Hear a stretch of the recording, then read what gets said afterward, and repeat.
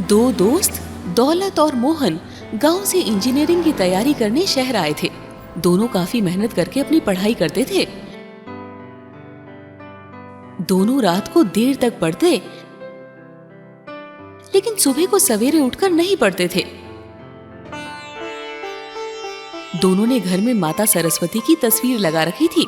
उन्हें वो नहा धोकर रोज प्रणाम करते और अपने लिए अच्छे रिजल्ट की प्रार्थना करते। उनके घर में एक काम वाली आती थी, खाना बनाने और घर की सफाई करने। धीरे धीरे समय बीतता रहा और उनकी परीक्षा नजदीक आ गई। मोहन तो खूब मेहनत करता, लेकिन दौलत थोड़ा आलस करता था। एक दिन माता सरस्वती एक काम वाली का वेश बनाकर उनके घर आई। काम वाली ने घर पे आकर कहा, साहब, आपके यहाँ जो काम करने आती है वो आज नहीं आ पाएगी, इसीलिए उनकी जगह मैं आई हूँ। दौलत ने पूछा, आप उनकी कौन हैं? मैं उनकी बहन हूँ। इसके बाद वो घर का सारा काम करती है और काम खत्म करने के बाद मोहन और दौलत से कहती है, आप दोनों इंजीनियरिंग की तैयारी कर रहे हैं ना? हाँ। मोहन ने कहा, मैं आप दोनों को एक उपाय बताती हूँ, उसे करने से आप दोनों परीक्षा में टॉप करेंगे, लेकिन जैसा मैं बताऊं आपको उसी प्रकार करना होगा। हाँ, हम जरूर करेंगे। आप बताइए हमें क्या करना होगा। रोज सुबह 4 बजे उठकर स्नान कर लीजिए और माता सरस्वती को सफेद फूल चढ़ाकर ओम एम हीम क्लीम महासरस्वती देव्ये नमः का 101 बार जाप कीजिए। इसके बाद पढ़ने बैठ जाइए। अगर आप दोनों प्रतिदिन ऐसा करते हैं तो आपको टॉप करने से कोई नहीं रोक पाएगा। इसके बाद वो वहां से चली जाती है। जब खाना खाने का समय होता है तो दौलत और मोहन खाना खाते हैं तो खुशी से झूम उठते हैं।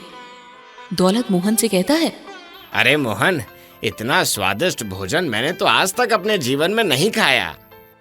हाँ दोस्त, मैंने भी कभी इतना स्वादिष्ट भोजन नहीं खाया। उनके हाथ में तो जादू है। जब दूसरे दिन उनकी असली काम वाली आती है तो मोहन उससे कहता है, अरे काकी, कल जो आपकी बहन आई थी वो कितना स्वादिष्ट खाना बनाती है। वैसे कल आप क्यों नहीं आई थी?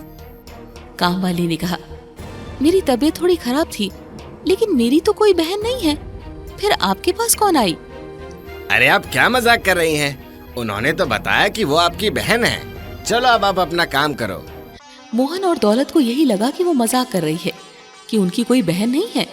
अब दूसरे दिन सुबह को दौलत और मोहन दोनों सुबह 4 बजे उठ गए और माता सरस्वती की उसी तरह से पूजा की जैसा उन्होंने बताया, और फिर दोनों पढ़ने बैठ गए। 2-3 दिन तक तो दोनों सुबह को उठे और वैसा ही किया, लेकिन 3 दिन के बाद दौलत को सुबह उठने में आलस होने लगा। मोहन कितना भी उसे उठाता, वो थोड़ी देर में उठता हूं बोल के सो जाता और देर तक सोता रहता। लेकिन मोहन प्रतिदिन सुबह को 4 बजे उठकर पूजा करने लगा और फिर पढ़ाई करने लगा। इससे वो जो भी याद करता उसे याद रहने लगा, जबकि दौलत देर से उठता।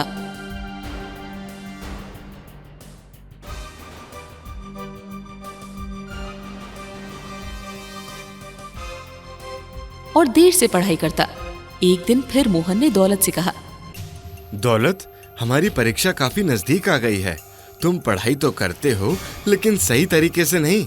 ऐसे में तुम्हारा रिजल्ट खराब हो जाएगा। अरे मैं सुबह को ही नहीं पढ़ता हूँ ना, बाकी समय तो पढ़ता हूँ ना। सरस्वती माता की पूजा भी कर ही लेता हूँ। क्या फर्क पड़ता है सुबह को पढ़ो या कभी भी।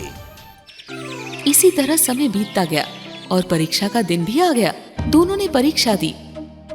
मोहन तो काफी खुश था कि उसने अच्छे से लिखा है, लेकिन दौलत को लग रहा था कि उसने उतने अच्छे से नहीं लिखा है। कुछ महीनों बाद रिजल्ट आया तो मोहन पूरे राज्य में टॉप कर गया, जबकि दौलत फेल हो गया। इससे वो काफी दुखी हो गया। मोहन ने कहा, मैं तुम्हें समझाता रहा, लेकिन तुम मेरी बात नहीं समझे। घर आकर मोहन माता सरस्वती को प्रणाम करता है।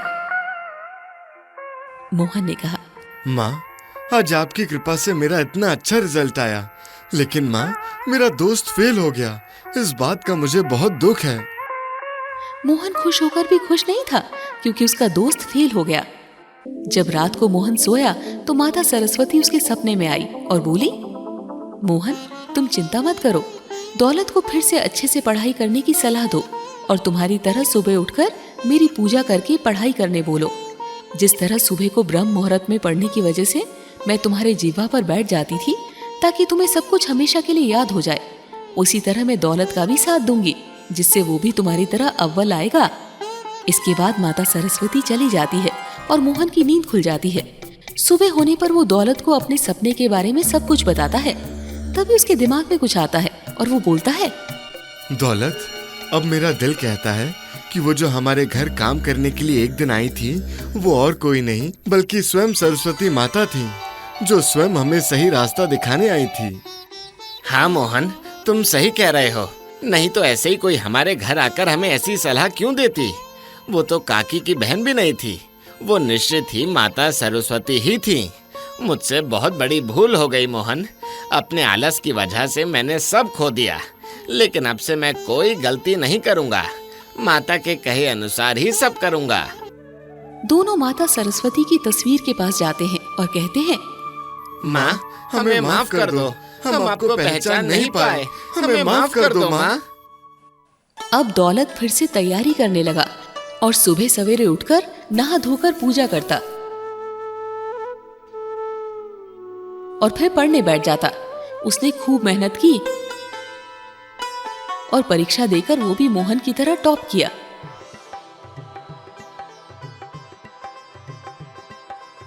मोहन ने तो पहले ही अच्छी कंपनी में नौकरी हासिल कर ली थी। अब दौलत को भी मोहन वाली कंपनी में ही अच्छे पद पर नौकरी मिल गई। दोनों दोस्त बहुत खुश रहने लगे और हमेशा के लिए वो माता सरस्वती के भक्त बन गए। दोस्तों, आप सभी जानते होंगे बसंत पंचमी का त्योहार आने वाला है। माघ महीने की पंचमी के दिन लोग अपने घरों में सरस्वती जी की मूर्ति लेकर आते हैं। एक चौकी पर पीला कपड़ा बिछाकर सरस्वती जी की मूर्ति को स्थापित करते हैं। तत्पश्चात देवी का आचमन करके दूध और जल से स्नान कराते हैं।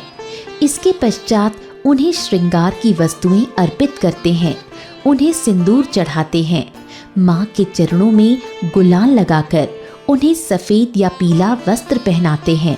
देवी को प्रसाद और पीले फूल चढ़ाकर आरती करते हैं। कुछ लोग पीले चावल बनाकर भी भोग लगाते हैं। शाम को माँ को खीर का भोग लगाया जाता है। वहाँ पर उपस्थित सभी लोगों को प्रसाद बांटते हैं। इस तरह पूजा संपन्न होती है। तो दोस्तों, ज्ञान की प्राप्ति के लिए सरस्वती पूजा अवश्य करें। ऐसी और जानकारियाँ प्राप्त करने के लिए इस कहानी को लाइक और शेयर जरूर करें।